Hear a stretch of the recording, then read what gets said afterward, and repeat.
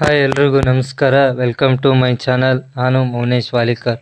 ಇವತ್ತಿನ ಈ ವಿಡಿಯೋದಲ್ಲಿ ನಿರುದ್ಯೋಗಿಗಳಿಗೆ ಯುವ ನಿಧಿ ಗ್ಯಾರಂಟಿ ಯೋಜನೆ ಬಗ್ಗೆ ಸಂಪೂರ್ಣವಾದ ವಿವರವಾದ ಮಾಹಿತಿಯನ್ನು ಈ ವಿಡಿಯೋದಲ್ಲಿ ನೋಡೋಣ. ಬನ್ನಿ ಈ ವಿಡಿಯೋ ಶುರು ಮಾಡೋಣ. ಮೊದಲನೇದಾಗಿ ಇನ್ನೂ ಯಾರು ನನ್ನ ಚಾನಲ್ ಸಬ್ಸ್ಕ್ರೈಬ್ ಮಾಡ್ಕೊಂಡಿಲ್ಲ, ದಯವಿಟ್ಟು ಸಬ್ಸ್ಕ್ರೈಬ್ ಮಾಡ್ಕೊಳ್ಳಿ. ನಿರುದ್ಯೋಗಿಗಳಿಗೆ ಯುವ ನಿಧಿ ಗ್ಯಾರಂಟಿ 2023-24ನೇ ಸಾಲಿನ ಯೋಜನೆಯ ಬಗ್ಗೆ ಸಂಪೂರ್ಣವಾದಂಥ ಮಾಹಿತಿ ಈ ವಿಡಿಯೋದಲ್ಲಿ ನೋಡೋಣ. ಇಲ್ಲಿ ನೋಡ್ಬೋದು, ಡಿಸೆಂಬರ್ 26ರಿಂದ ನೋಂದಣಿ ಆರಂಭ, ಜನವರಿ 1ರಿಂದ ಚಾಲನೆ ನೀಡಲಾಗುವುದು. ರಾಜ್ಯ ಸರ್ಕಾರದ 5ನೇ ಗ್ಯಾರಂಟಿ ಯೋಜನೆಯಾದ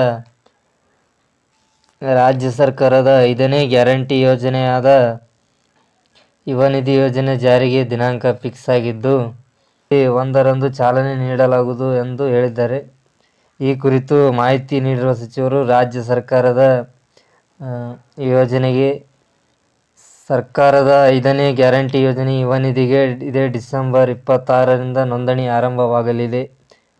ಅರ್ಹ ಅಭ್ಯರ್ಥಿಗಳು ಸೇವಾ ಸಿಂಧು ಪೋರ್ಟಲ್ ಮೂಲಕ ನೋಂದಣಿ ಮಾಡಿಕೊಳ್ಳಬಹುದು. 2024ರ ಜನವರಿ 1ರಿಂದ ಈ ಯೋಜನೆ ಆರಂಭವಾಗಲಿದೆ ಎಂದು ತಿಳಿಸಿದ್ದಾರೆ. ಯೋಜನೆಯಿಂದ ಸುಮಾರು 5 ಲಕ್ಷ ಪದವೀಧರರ ಖಾತೆಗೆ ನೇರವಾಗಿ ಹಣ ತಲುಪಲಿದ್ದು, ಈ ಯೋಜನೆ ಅನುಷ್ಠಾನಕ್ಕಾಗಿ ವಾರ್ಷಿಕ 2,500 ಕೋಟಿ ರು ಅಗತ್ಯವಿದೆ. ಏನಿದು ಯುವ ನಿಧಿ ಯೋಜನೆ ಬಗ್ಗೆ ಅಂದರೆ, ಕರ್ನಾಟಕದ ನಿರುದ್ಯೋಗಿ ಯುವಕರ ಕಲ್ಯಾಣಕ್ಕಾಗಿ ಯುವ ನಿಧಿ ಯೋಜನೆಯನ್ನು ಜಾರಿಗೆ ತರಲಾಗುತ್ತಿದೆ.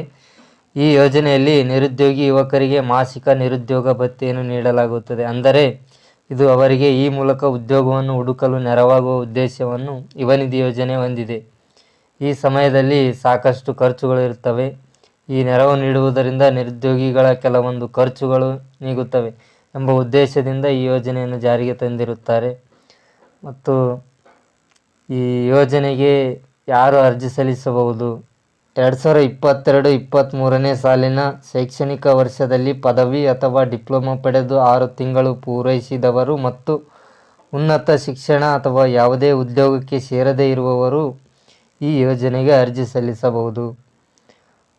ಉದ್ಯೋಗ ಸಿಗುವವರೆಗೆ ಅಥವಾ 2 ವರ್ಷ ಅವಧಿಯಲ್ಲಿ ಯಾವುದು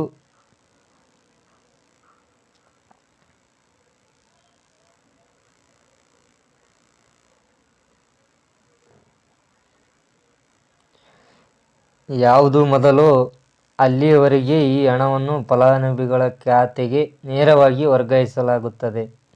ಈ ಯೋಜನೆಗೆ ಯಾರು ಅರ್ಜಿ ಬರುವುದಿಲ್ಲ ಅಂದರೆ, 2022-23ನೇ ಸಾಲಿಗಿಂತ ಮುಂಚಿತವಾಗಿ ತೇರ್ಗಡೆಯಾಗಿ ಉದ್ಯೋಗ ಹುಡುಕುತ್ತಿರುವವರಿಗೆ, ಪದವಿ ಅಥವಾ ಡಿಪ್ಲೊಮಾ ಉತ್ತೀರ್ಣರಾದ ನಂತರ ಉನ್ನತ ಶಿಕ್ಷಣಕ್ಕೆ ಸೇರ್ಪಡೆಯಾಗುವವರಿಗೆ ಈ ಯೋಜನೆ ಸಿಗುವುದಿಲ್ಲ.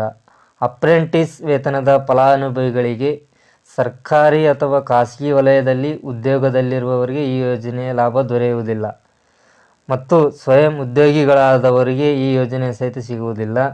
ಸರ್ಕಾರದ ಇತರ ನೆರವು ಯೋಜನೆಯ ಫಲಾನುಭವಿಗಳಿಗೆ ಇದರ ಯಾವುದೇ ಲಾಭ ಇವರಿಗೆ ಸಿಗುವುದಿಲ್ಲ.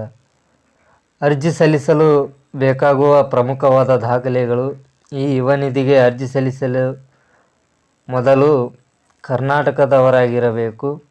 ಕರ್ನಾಟಕದ ನಿವಾಸಿಯಾಗಿರುವವರ ಬಗ್ಗೆ ಸೂಕ್ತವಾದ ದಾಖಲೆಯನ್ನು ಹೊಂದಿರಬೇಕು. ಅಂದರೆ ಆಧಾರ್ ಕಾರ್ಡ್, ವೋಟರ್ ಯಾವುದೇ ಒಂದು ಕರ್ನಾಟಕದಲ್ಲಿ ನಿವಾಸಿಯಾಗಿರುವ ಬಗ್ಗೆ ಒಂದು ದಾಖಲೆಯನ್ನು ಹೊಂದಿರಬೇಕಾಗಿರುತ್ತದೆ. ಮತ್ತು 10ನೇ ತರಗತಿ, ದ್ವಿತೀಯ PUC ಹಾಗೂ ಪದವಿ ಅಂಕಪಟ್ಟಿಯನ್ನು ಹೊಂದಿರಬೇಕು.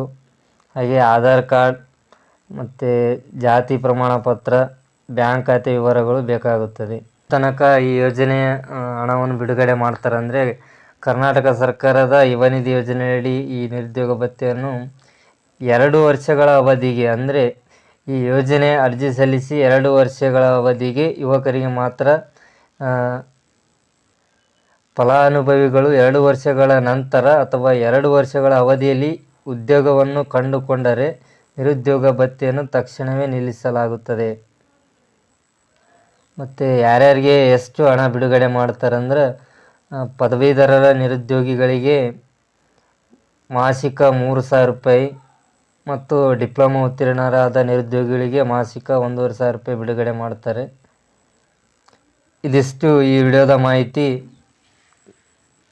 ಯಾರು ಪದವಿ ಮುಗಿಸಿದ್ದೀರೋ ಅವರು ಈ ಕೂಡಲೇ ಅಪ್ಲೈ ಮಾಡಿ, ಅಂದರೆ ಡಿಸೆಂಬರ್ 26ನೇ ತಾರೀಕಿಂದ ಜನವರಿ 1ರಿಂದ ಜಾರಿಗೆ ಬರಲ್ಲ. ಇದಿಷ್ಟು ಈ ವಿಡಿಯೋದ ಮಾಹಿತಿ.